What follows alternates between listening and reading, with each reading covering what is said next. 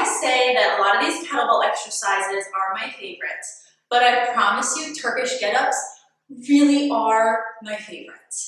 We're gonna work on the first two moves. Turkish get-up is a full body exercise that incorporates a ton of core, so we're gonna focus on the first two movements and you can practice those. For those of you that are new to learning the Turkish get-up, I actually want you starting with your shoes.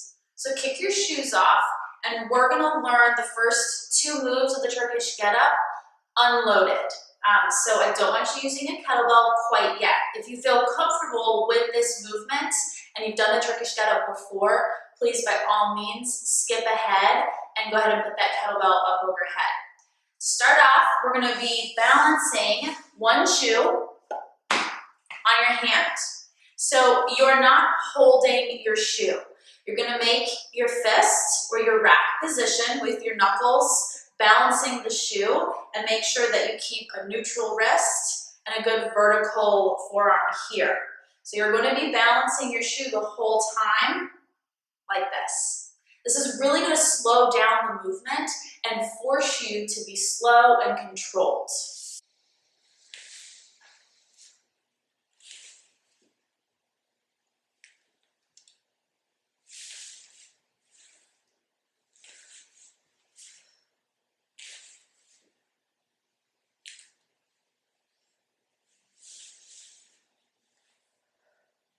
Once you feel comfortable and confident balancing the shoe up overhead and you get those two movements down, go ahead and try it with a kettlebell. Believe me, you'd much rather have a shoe falling on your face than a kettlebell.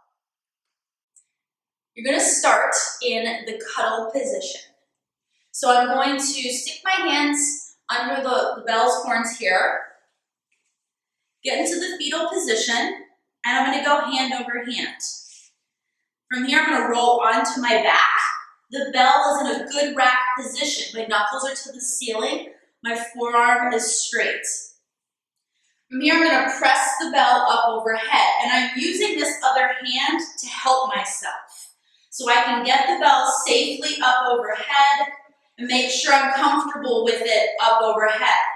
Making sure that my wrist stays neutral and that my shoulder stays engaged. You don't want to break your wrist by doing this or letting it come way out of your comfort zone. So find where that is up overhead, keep the knuckles to the ceiling. Once I've got this overhead position, I'm going to drop an arm, drop a leg. So I'm going to drop left side, and they're at about 45 degrees. From here, we're going to come up onto my elbow on this side. I'm going to drive through my heel and my hip is going to move first. A really good drill is to just make your butt cheek come off of the ground. So this is the first movement. Most people try to sit up with the bell and they do this instead of this. You want to keep your whole core together. So think of the Coke can and you're moving it off at an angle. So you're going to come up on your elbow by driving across your body. My shoulder is down and back, away from my ear, almost like I'm trying to pull this kettlebell out of the sky. I have to rip my shoulders together.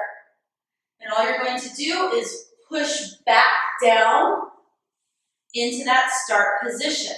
So again, I'm driving through my heel, hip is going first, pushing into the ground with my elbow, moving the bell across my body with my core. And then I'm pushing myself back down into this start position.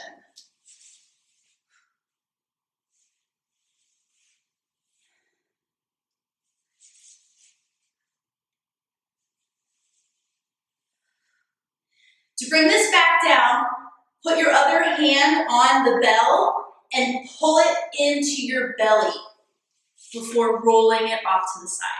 Safety first. So you can see from this angle, I'm going to drive through my heel and I'm driving my elbow into the ground to move towards that angle, not straight up.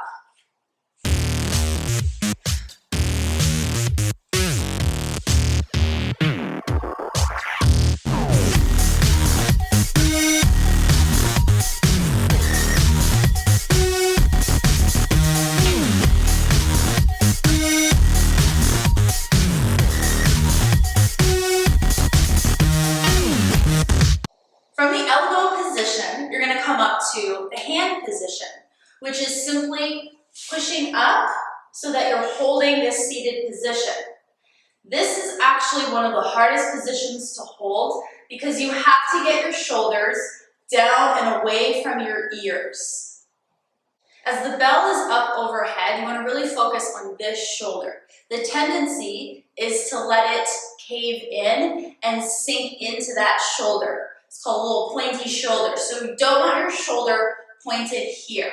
You want to make sure that it's down and back, and you should really feel those back muscles here light up as you really open up your chest. So try and get as big a chest as you can, and almost like your elbow armpit is trying to face out, you have to really crank and work to get that shoulder down and back.